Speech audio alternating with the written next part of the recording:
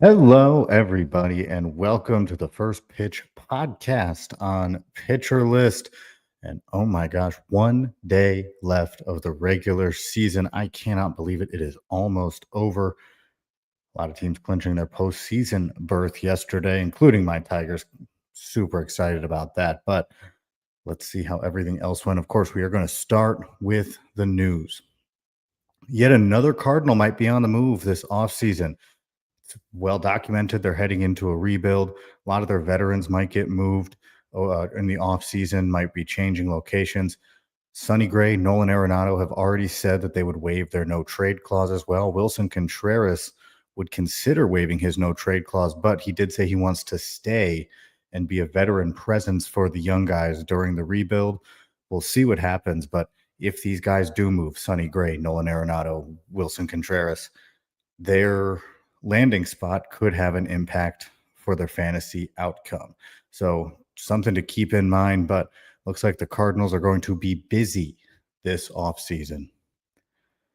Trey Turner, who's been out since September 7th, is going to be activated today for the last game of the regular season. This will get him a game under his belt before the playoffs start. Obviously, the Phillies are excited to have him back in their lineup. The Astros, things are going from bad to worse over there. Jake Myers has been placed on the IL with a calf injury. They've DFA'd Nick Hernandez. Those roster spots are going to Bryce Matthews and the reinstatement of Lance McCullers Jr., respectively.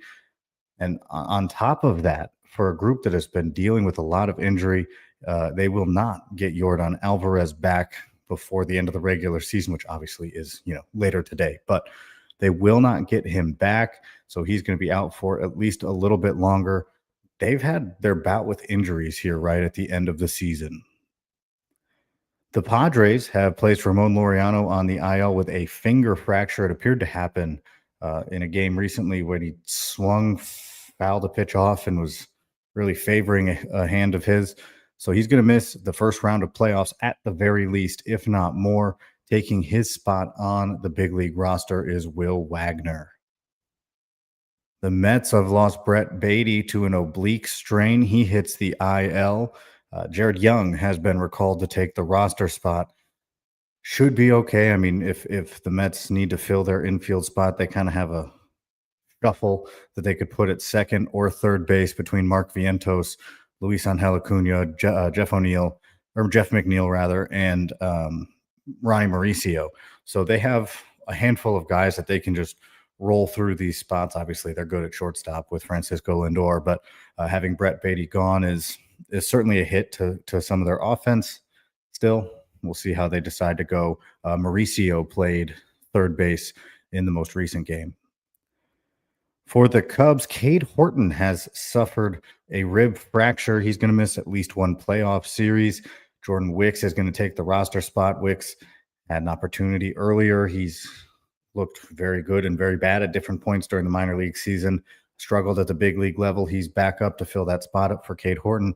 Cubs obviously want Cade Horton back. You seemed like he was kind of finding his own, but now will miss at least one playoff series. If the Cubs were to make it farther, they'd reevaluate, but they are going to do that without Cade Horton. And the final bit of news, the Braves claim Alek Manoah off of waivers from the Blue Jays. They transfer Ozzie Albies to the 60-day IL. Not sure what their plan is with Alek Manoah, more of a long-term play, see what you have there heading into the offseason kind of deal. But obviously Manoah was at the height of heights at one point. He was in the Cy Young conversation, and things have gone the wrong way since then. So we'll see what Atlanta can do with Alek Manoah and if a resurgence might be on the horizon, next year. Obviously not this year. Moving on to some highlights. How about the Geraldo Perdomo breakout season? It's been amazing to see Perdomo hit his 20th home run of the year yesterday. He's also stolen 27 bases, hitting .291 this year, and just highlighted by closing out the season on absolute fire. 368 batting average with as many walks as strikeouts in his last 15 games. Signed a big contract and said, I'll tell you what, this is why you did that. He has been showing out this year. Moving on to the Reds, Sal Stewart hit his fifth home run of the season. He's putting together a 255, 293, 545 slash line in an 18 game sample size, proving that he probably, I mean, he should have a spot or a role next year with the big league club. What that is, I have absolutely no idea, but he's hitting well enough and he hit well enough in the minors to show that he deserves one. Drake Baldwin. Oh my gosh, the catcher of the future. I mean, seriously, tallied a couple hits. It was a double and a triple yesterday. He's got one game left in his rookie season, hitting 277 with 19 home runs. This dude is the real deal. I know that he got the start, or he got his chance from the beginning of the year because of that Sean Murphy injury. And he's done nothing but prove he belongs at the big league level, which has been great to see. Drake Baldwin, big fan. Definitely a guy who's going to be, I think, a top catching option for fantasy baseball players for the next who knows how many years, but he's going to be a top guy at the position. Speaking of top guys at positions, Pete Alonso. I mean, he's closing out the best regular season of his career. I don't know if that's arguable or not. It probably is, but he's doing it on a high note. He had a home run and a double yesterday, his 38th home run of the season, his 41st double, and he's hitting 273. That average is something that has not quite been there for him, and it is this year. I know he's on his like show me, prove it type contract. I'll be honest, I sold him in a dynasty league because I just don't think he's going to do this again. But his year has been fantastic. Again, 38 home runs, hitting 273. Colson Montgomery had a 3-hit game for the White Sox. He has his second home run in as many days. He also hit a double. But for all of his struggles that he's faced, and I've talked about him extensively on this podcast before, he has 21 home runs. He's hitting 239. His strikeout rate is right around 30. It was just under 30% entering that game at 29. But he's done all that through 251 at bats. And, you know, the strikeouts, I think, are always probably going to be an issue, but he's impacting the ball in a big way, which has been really nice to see considering, his 40% strikeout rate in AAA to start the year that got him sent to Florida. That was sad. It was tough to see. Like that was his value seemed like it was gone, and he's really brought it back. So interesting story. Going to be an interesting decision come next year.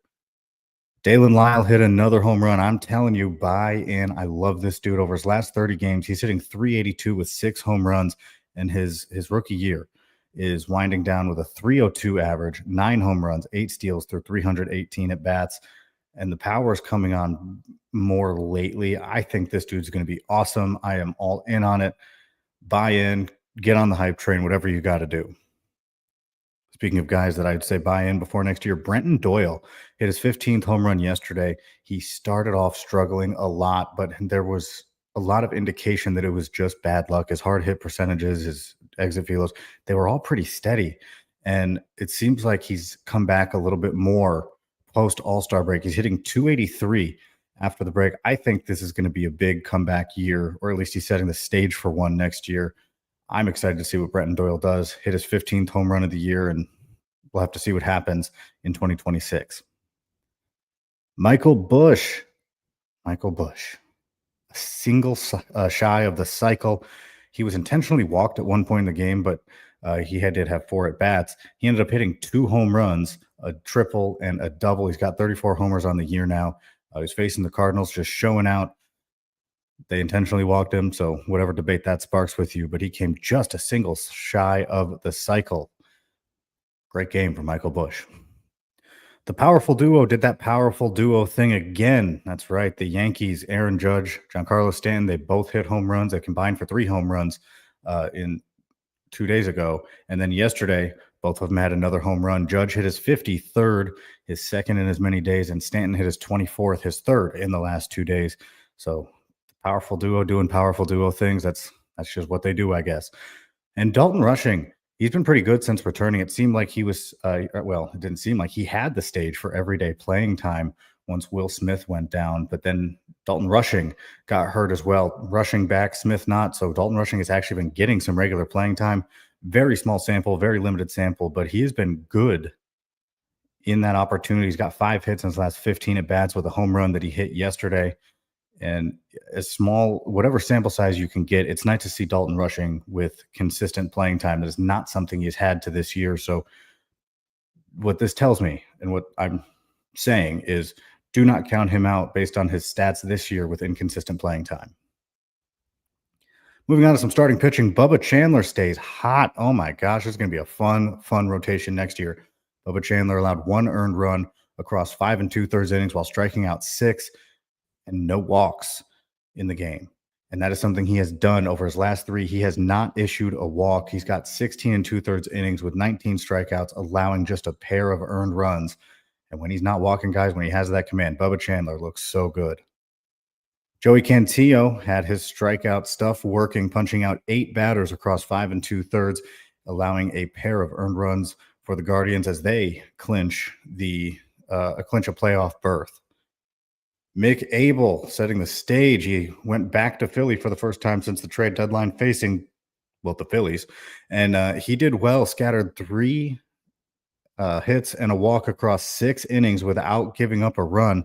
He also struck out 9 batters. So what a good homecoming that was as he faced his old team, the team that picked him first overall. Yuri Perez struck out 11 batters over 5 1/3 innings and took the loss after allowing 3 earned runs.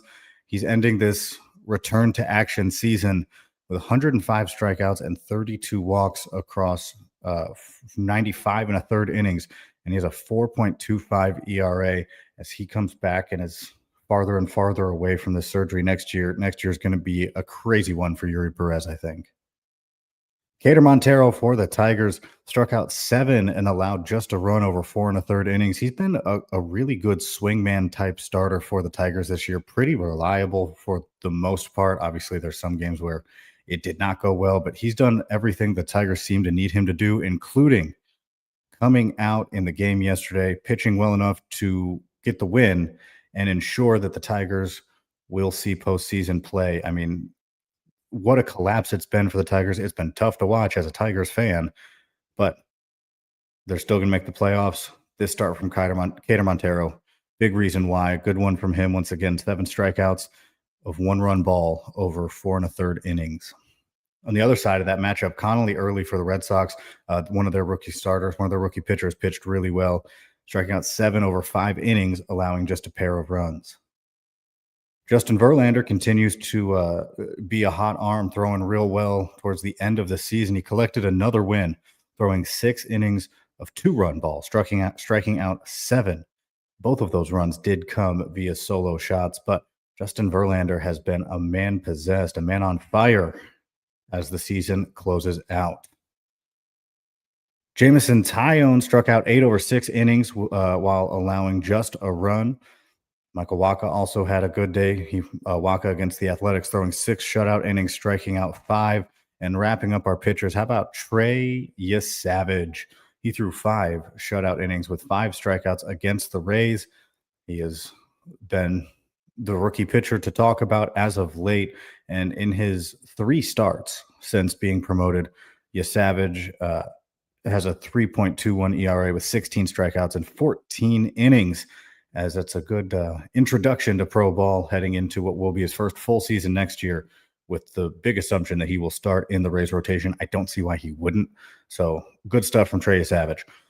Take a quick timeout right now. When I return, I will talk about some of the pitchers coming up today. So again, my name is Trevor Hooth, and this is the First Pitch Podcast on Pitcher List.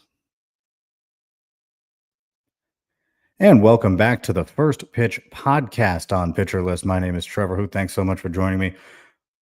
Let's talk some starters coming up today on what will be the last day of the regular season. Can't believe it's here, but it is. So we got one more of these things. Few pitchers to talk about. One of them being Cole Reagans. He's going to be on the mound against the Athletics, and he had his bout with injury. He's back. He's thrown 8 2/3 innings since returning from injury, 14 strikeouts, and surrendering just a total of 4 runs. So that sets the stage for another solid outing for him against the Athletics. Big on Reagans. Going to be fun to see what he does against that team. Clayton Kershaw. Got to talk about Kersh. He's gearing up for his final regular season start of his storied career. He's going to go against Bryce Miller and the Mariners. Kershaw has a 3.52 ERA through 107 1/3 innings with 77 strikeouts, and just have to throw him some love. It's the last regular season game of his career. Going to miss him being on the mound, but this podcast isn't about getting in our fields. This is about baseball. So sad to see, but Kershaw's final regular season game. Getting myself off track here. How about Charlie Morton? He's going to be taking the mound for Atlanta. That's right, the third team he'll pitch for this year in the final regular season game. This will be his first appearance with the Braves since 2024, after pitching for Baltimore early in the season, then being traded to the Tigers. And the Tigers let him loose after he posted a 7.09 ERA through 9 games since the trade. Did not perform as well as the Tigers would have liked, but he's back in Atlanta. Very familiar spot to him, as he will take the ball for the last regular season game. And finally, the matchup of the day. Thought about it really hard. It was tough to come up with this one, but I'm going to go with the Astros versus the Angels. Christian Javier versus Sam Alderete. Christian Javier has only had a handful of games since returning from the injured list after an extended absence. He's facing the Angels. That's a solid matchup for him. Sam Alderete is really the reason that I wanted to pick this one. He was one of the two big prospects that the Angels got back from the Phillies, along with George Clausen at the 2024 trade deadline. And Alderete has not done very well at the big league level. He has some decent stuff. Clausen's the higher ceiling prospect, but we'll see what Alderete can do. This kind of seems like another one of those, if you do well enough, you might have a spot next year type starts. The auditions is the word I'm looking for. We'll see if that's the case. And if he does well, Javier Alderete, I don't know. I just got a feeling it could be interesting. And with that, I do want to thank everybody for listening all year to this First Pitch podcast, as this will be my last of the regular season. And Jake will take over tomorrow for the final games. But I appreciate you guys listening all year and always appreciate your support.